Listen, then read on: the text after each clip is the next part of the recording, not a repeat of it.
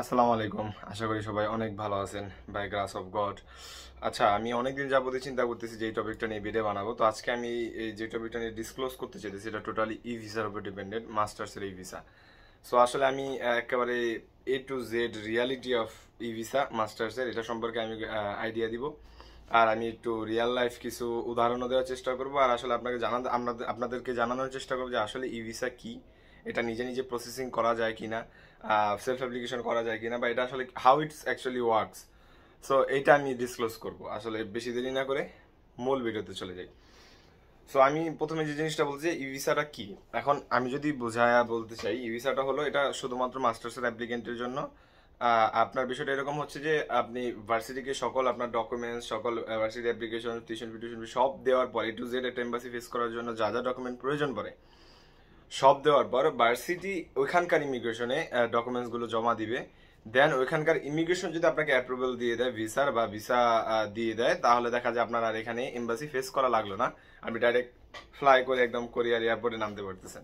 এই একটা সুবিধা। এখন এটা এটা কি বলে যে সেলফ প্রসেসিং করা যায় কিনা বা সেলফ অ্যাপ্লাই করা যায় কিনা। আমি আমি নিজে পার্সোনালি আজ অব্দি শুনি নাই কেউ এখন যদিও সেলফ অ্যাপ্লিকেশন করে এই ই ভিসাতে কোরিয়াতে আসছে। ব্যাচেলার আসতে পারে, মাস্টার্সের মেন প্রোগ্রামে আসতে পারে, বাট আজ অব্দি আমি ই ভিসাতে কেউ আসতে পারছে কিনা এটা আমি এখন যদিও শুনি নাই। So it's really tough. কেননা ভার্সিটির সাথে অ্যাফিলিয়েটেড কোনো এজেন্সি ছাড়া বা পার্সন ছাড়া এটা আসলে ওরা কাজ করে না। এটা এটা আসলে খুবই দুঃখজনক, বাট আসলে কিছু করার নেই। আমি আজ অব্দি শুনি নাই, অথবা কেউ চেষ্টা করলে সামনে করতে পারে, বাট আমি পার্সোনালি আজ অব্দি এখনো শুনি নাই যে আসলেই এরকমটা হয় কিনা বা সেলফ অ্যাপ্লিকেশনে কেউ আজ অব্দি আসছে কিনা। এরকম হচ্ছে বিষয়টা আর কি। আচ্ছা, আপনাদের কারো যদি আসলেই ই ভিসা নিয়ে ইন্টারেস্টেড থাকেন মাস্টার্সে, আর আপনারা যদি এজেন্সি বাছাইয়ের ক্ষেত্রে খুবই দ্বিধাদ্বন্দ্বে ভুগতেছেন, আসলে কেমনি কি করবেন আগাবেন বুঝতেছেন না, তো তার ক্ষেত্রে আমার সাথে যোগাযোগ করতে পারেন ইনশাল্লাহ। আমি আমার ফেসবুক পার্সোনাল আইডিটা আমার কমেন্ট বক্সে দিয়ে দিব, যেটাকে আমি 24 ঘন্টায় ধরতে গেলে অ্যাক্টিভ থাকি কাজের সময় বা ঘুমানোর সময় বাদে। সো এটার মধ্যে যদি আমাকে নক দেন, আমি ইনশাল্লাহ আমার সময় সুযোগ মতো সবাইকে গাইড করার চেষ্টা করব। আপনাদের কোনো এজেন্সি নিয়ে সাজেশন দরকার বলে ওটাও দিব, আপনাকে যদি পার্সোনাল কোনো সাজেশন দরকার পড়ে ওটাও দিব। আমি একটা পরামর্শ দেওয়ার অবশ্যই চেষ্টা করবো ইনশাল্লাহ এই ভিসার জন্য। এ বাদেও যদি যারা ইএপি নিয়ে ইন্টারেস্টেড, যারা সাইপ্রাস নিয়ে ইন্টারেস্টেড, যারা কোরিয়া মেন প্রোগ্রাম, ব্যাচেলার বা মাস্টার্সের জন্য ইন্টারেস্টেড, এনিথিং অ্যাবাউট এনিথিং, আপনি যদি কোনো কিছু জানার বিষয় থাকে সাইপ্রাস, ইএপি এইসব ক্ষেত্রে যদি আপনার এজেন্সি বাছাইয়ের প্রয়োজনীয়তা পড়ে, সেক্ষেত্রে আমাকে এই রাকিব ছেলেটাকে কি বলে আপনার স্মরণে রাখতে পারেন ইনশাল্লাহ। একটা যদি মেসেজ দিয়ে রাখেন যে ভাই আমার এটা জানা দরকার, সালাম দিয়ে, অবশ্যই যদি মুসলমান হয়ে থাকেন। তো ইনশাল্লাহ আমি অ্যাটলিস্ট ভয়েসে 1.5-2 মিনিট বুঝে দেওয়ার চেষ্টা করি সবসময়, যে এই এই হচ্ছে অবস্থা, এই হওয়ার সিচুয়েশন আছে, এটা এটা করতে পারেন আপনি, এরকম হচ্ছে। আমি এইভাবে মানুষকে বোঝানোর চেষ্টা করি। সো বাকিটা আপনাদের ওপর। আমি আমার পোর্টাল আপনাদের জন্য ওপেন রাখছি, আমার পার্সোনালিটি ওপেন রাখছি। ইনশাল্লাহ যদি আপনাদের কিছু জানার থাকে ভিসা সম্পর্কে, ইএপি সম্পর্কে, দেন সাইপ্রাস সম্পর্কে, এজেন্সি সম্পর্কে, যা সম্পর্কে আপনার ধারণা দেওয়ার প্রয়োজন পড়ে আমি দিব ইনশাল্লাহ। আমাকে নক দিয়েন, কথা হবে। দেন আমি যদি বলি যে কিরকম প্রোফাইল হলে আশা রাখা যায় যে আমি ই ভিসার জন্য টিকে যাব, এটা ডিপেন্ড করে। কয়েকটা ভার্সিটি আছে, তো আমি যদি রাফ অ্যান্ড টাফ বলতে চাই যে ধরেন আপনার সিজিপিএটা যতটা 3-র কাছাকাছি থাকবে, বা 3-র বেশি থাকলে তো ভালো, ধরেন যতটা 3-র কাছাকাছি থাকবে। ধরেন আমি বা মানে আমি একটা যদি একটা সিচুয়েশন খাড়া করতে চাই, ধরেন আপনার আইএলটিএস 6.5 আছে, আপনার সিজিপি আছে 2.70। দ্যাটস আই থিঙ্ক যে মোর দ্যান এনাফ, অ্যাটলিস্ট এক দুটো ইউনিভার্সিটিতে টিকে যাওয়ার জন্য বা ইভিসাতে টিকে যাওয়ার জন্য। আর আবার ধরেন আপনার আইএলসে 6 আছে, বাট আপনার সিজিপিএ আছে মনে করেন 3-এর আপ, 3+, তাও আপনি এটা ট্রাই করতে পারেন, ইনশাল্লাহ হয়ে যাবে ই ভিসাতে। এটা হচ্ছে বিষয় আর কি। আর ই ভিসাতে আসার সুবিধাটা যদি আমি বলি, ওই সুবিধা একটাই যে আপনার এখানে ভিসা অ্যাসুয়ারিটিটা আছে। বাট আমি যেহেতু প্রথমে ডিসক্লোজ করলাম যে আমি একটা ডার্ক রিয়ালিটি বলার চেষ্টা করবো, সো এটা আমি সামনে আসতেছি একটা উদাহরণ দিয়ে বলার চেষ্টা করতেছি। সো আপনার দেখা যায় যে এমবাসি ফেস করা লাগলো না। আর মাস্টার্সের তো সুবিধার এমনিও অভাব নেই, কেননা সপ্তাহে একদিন ক্লাস হয়, দেখা যায় একটা সার্টেন একদিন ম্যাক্সিমাম 2 দিন, তো একটা সার্টেন হিউজ সময় থাকে একটা কিছু ম্যানেজ করার জন্য বা নিজের জন্য কিছু একটা খোঁজার জন্য, কিছু একটা করার জন্য। বিষয়টা হচ্ছে এরকম আর কি।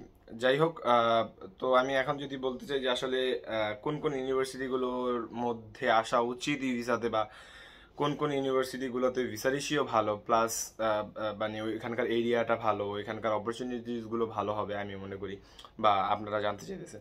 সো আমি বলবো যে আপনি আপনি কয়েকটা ইউনিভার্সিটি চিন্তা ভাবনা রাখতে পারেন। আনিয়াং ইউনিভার্সিটি, যেটা খুব সম্ভবত সোল থেকে 1.5 আওয়ার লাগে ডিস্টেন্স যাইতে, এর থেকে কমও লাগতে পারে, 10-20 minute. Then Busan university of foreign studies, যেটা বুসানে। দেন কিয়ংসাং ইউনিভার্সিটি, যেটা বুসানে, যেটা দেন থংমিয়াং ইউনিভার্সিটি, যেটা বুসানে।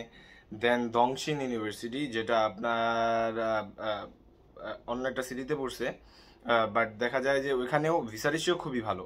ওইখানে হয়তো বা টাইপিক্যালি যে আপনার ধরেন স্টুডেন্ট রিলেটেড যে জবগুলো আছে হয়তো বা ওগুলো ম্যানেজ করতে একটু কষ্ট হতে পারে, বাট ওটার ভিসা রেশিও আসলে ভালো। আর ওইখানে মানুষ ভালো করতেছে, হয়তো বা factory based area, agriculture based area, এরকম হচ্ছে বিষয়টা আর কি। দেন আপনার আরেকটা আছে দং ইউ ইউনিভার্সিটি, যেটা ওইটাও বুসানের ভিতরে। সো এই আমি মনে করি যে যদি সিরিয়াল মেনটেন করি তাহলে আমি দংশিনটা একেবারে শেষে রাখবো, উপরে সব বাকি ইউনিভার্সিটিগুলো রাখবো। আর সব কয়টা ইউনিভার্সিটিতে ভালো ভালো সাবজেক্ট অফার করে। তো দেখা যায় যে এ বাদেও ই ভিসা চালু হওয়ার আগে ইউনিভার্সিটিতে আরো 4-5 বছর আগে থেকে স্টুডেন্ট আসতেছে মাস্টার্সে, ইভেন তো কয়েকটা ইউনিভার্সিটি ব্যাচেলর আসতেছে। তো আপনি একটা হিউজ কমিউনিটি পাবেন, যেখানে আসলে আপনি বাংলাদেশে একটা এনভায়রনমেন্ট পাবেন, একটা কমিউনিটি পাবেন যেখানে আপনি হেল্প সিক করা পারবেন, একটা কমিউনিটি পাবেন যেখানে আপনি সিনিয়রদের সাথে মিশতে পারবেন, অ্যালুমিনাইদের সাথে মিশে হয়তো কোনো পরামর্শ, বুঝ, আপনার কোনো কিছু জানা থাকলে জানতে পারবেন। এই অপরচুনিটিস আছে, কেননা ইউনিভার্সিটিতে আরো 4-5 বছর আগের থেকে স্টুডেন্টস আসতেছে। এরকম হচ্ছে বিষয়টা আর কি। এখন আরেকটা, এখন যদি আমি ধরেন কি বলে, আমি যে উদাহরণটা দিতে চাইছিলাম, আমি যদি ওই উদাহরণটা দিই, উদাহরণটা হলো যে আমার লাস্ট ইনটেকে আমার এক আপু আসছে, উনি তংমিয়াং ইউনিভার্সিটিতে আসছে। সো ওনার প্রোফাইলটা এরকম ছিল যে ওনার সিজিপিএ 3 ছিল, ওনার সবকিছু ঠিকঠাক ছিল মোটামুটি, বাট আইএলটিএস ছিল 5.5, যেখানে ই ভিসাতে 6 এর নিচে ভিসা হয় না। এটা বা কোনো এজেন্সি ই ভিসাতে 6 এর নিচে এইসব ইউনিভার্সিটিতে অ্যাটলিস্ট ফাইল নেয় না। তো আপনার দেখা যায় যে উনি আপনার 5.5 প্লাস, ওনার প্লাস পয়েন্টটা কোনটা ছিল জানেন? ওনার প্লাস পয়েন্টটা ছিল যে ওনার বাকি যে ডকুমেন্টস গুলো ছিল, ওনার ট্যাক্স রিটার্ন, ওনার ধরেন যে স্পন্সারের ডিটেলস, ট্রেড টিন ট্যাক্স, ওনার ব্যাংক স্টেটমেন্ট, ওনার ব্যাংক সলভেন্সি একেবারে ক্লিয়ার, পানির মতন স্বচ্ছল, আর খুব সুন্দরভাবে ওনার প্রোফাইলটা উনি গুছাইছে। আর লাকিলি হয়তো আল্লাহ খুব খুব ওনার উপরে কি বলে যে রহম করছে, বা উনি লাকিলি পেয়ে গেছে, আমি এটা মনে করি পার্সোনালি। ওনার চেষ্টা ছিল সর্বোচ্চ, উনি জানতো যে 5.5 উনি ভিসা পাবে না, বাট উনি 5.5ও মাস্টার্স ভিসা পেয়ে গেছে তংমিয়াং ইউনিভার্সিটিতে। সো উনি মানে এরকম একটা সিচুয়েশন হয়েছিল, ক্লাস স্টার্ট হয়ে গেছে, 15-20 দিন হয়ে গেছে। তো আপনার যদি আজকালকের মধ্যে যদি উনি ফ্লাই করে কোরিয়া না আসে, তাহলে উনি আর এই ইনটেক ধরতে পারবে না, ভিসা হোক আর না হোক। পরে ভিসা হলেও ঝামেলা, মানে পরে ভিসা হলেও উনি আসতে পারবেন, এরকম একটা অবস্থা। তো যেদিন ওনার যে মানে ধরেন লাস্ট ডেট যেদিন ওনার কোরিয়াতে ঢোকার, এর আগের দিন ওনার ভিসা স্ট্যাটাস আসছে যে অ্যাপ্রুভ। দেন ওদিনকে তাড়াহুড়ো করে টিকিট কেটে ওদের পরের দিন সকালবেলায় উনি ফ্লাই করছে। সো বিষয়টা হচ্ছে এরকম। সো আমি আমি যে জিনিসটা বলতে চাইতেছিলাম যে আসলে ই ভিসা ডার্ক রিয়ালিটিটা, বিষয়টা হচ্ছে ওনার সাথেই আরো 3 জন এমবাসি সরি 3 জন আরো ডকুমেন্টস জমা দিয়েছিল কোরিয়ার ওই সেম ইউনিভার্সিটিতে, সেম প্রোগ্রামে, আর সেম ইমিগ্রেশনে। সো দেখা যায় যে ওনার সাথে যে প্রোফাইলগুলো ছিল, এখানে ছিল 6.5 এর প্রোফাইল, এখানে ছিল 7 আইএলটিএস 7 পাওয়ার প্রোফাইল, এখানে ছিল IELTS 6 power profile, even though ওনার থেকেও একাডেমিক স্কোর ভালো ছিল। বাট বিষয়টা হচ্ছে ওনাদের 4 জনের মধ্যে উনি যে 4 জনের সাথে 3 জনের সাথে পরিচিত, আপাতত আরো হাজার হাজার বা ধরেন শখানেক মানুষ তো অ্যাপ্লাই করছে এই ভিসাতে। সো আপনার কি বলে যে পরে ওনার সাথে উনি আর আরেকজনের ভিসা হয়েছে, এবারে 6.5 এর একটা প্রোফাইলও রিজেক্ট হয়েছে। সো উনিও ওই ওই মানুষটা সর্বোচ্চ চেষ্টা করছিল টোটালি সবকিছু ঠিকঠাক দেওয়ার, হয়তো বা আমি মনে করি পার্সোনালি অবশ্যই কোনো গাফিলতি ছিল একাডেমিক ডকুমেন্টসে, বা ধরেন পার্সোনাল যে ডকুমেন্টসগুলো আছে, ট্রেড ট্যাক্স, বা ধরেন যে ব্যাংক সলভেন্সি, বা অন্যান্য ধরেন কি বলে এসওপি হোক, কভার লেটার হোক, যেই হোক, কোনো একটা জিনিসে ওনার গাফিলতি আছে, না হলে আসলে ভিসা রিজেক্ট হওয়ার কথা না। সো আপনারা যারা মনে করেন ওই যে মাইন্ডসেট তৈরি করে রাখেন যে ভিসা রিজেক্ট হবে না এই ভিসাতে, এমবাসি তো মনে এই এজেন্সি তো মনে করেন ধুমাইয়া অ্যাডভার্টাইজমেন্ট করে যে 100% ভিসা রেশিও, ফাইল দিলেই ভিসা হয়ে যাবে, ভিসা হয়ে গেছে, ফ্লাই করায় দিয়েছি, কালকেই ফ্লাইট, এই যে বিষয়গুলো বিষয়গুলো আছে, এগুলো থেকে বেঁচে থাকার চেষ্টা করবেন, সর্বোচ্চ বেঁচে থাকার চেষ্টা করবেন। আপনার মানে 100% ভিসা রেশিও কখন, যখন আপনার এখান থেকে এমবাসি অ্যাপ্রুভ দিয়ে দিবে, তখন আপনার 100% ভিসা রেশিও। বাট এখানে অ্যাপ্রুভ হওয়ার জন্য তো আপনার সর্বোচ্চ চেষ্টা করতে হবে।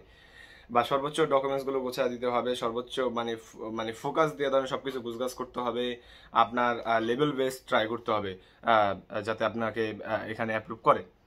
সো এখন ধর এখানে অ্যাপ্রুভ হয়ে গেলে দেন আপনি বলতে পারেন 99.9% ভিসা রেশিও, আপনি ফ্লাই করতে পারবেন ডাইরেক্ট। বাট এখানে তো অ্যাকসেপ্ট হতে হবে। সো এই যে বিষয়টা যে ধরেন এখানে অ্যাকসেপ্ট হয়, এটার জন্য হলো একটু ভালো পরিশ্রম করতে হয়, মোটামুটি একটা ভালো ধরনের সময় ইনভেস্ট করতে হয়।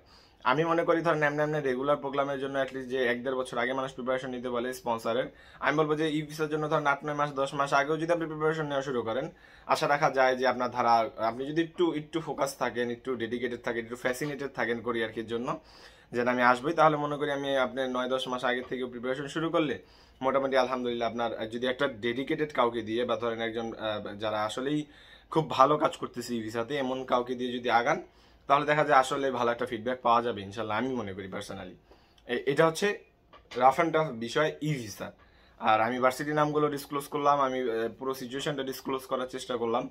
সো বাকিটা হচ্ছে আপনাদের উপর, কেমন এজেন্সি বাছাই করবেন, কাদের সাথে কন্ট্যাক্ট করবেন, কি করবেন না করবেন, সব এটা আপনাদের উপর, আপনাদের পার্সোনাল প্রেফারেন্স। মানুষকে এত সচেতন করার পরও মানুষ নিজে ধরেন নিজের পায়ে নিজের কুড়ালি মারে। আমাদের পুরান ঢাকায় একটা ভাষা আছে যে নিজের কাচি দিয়ে ফাললে আসলে অন্য কারো কিছু করার নাই, এরকম হচ্ছে বিষয়টা আর কি।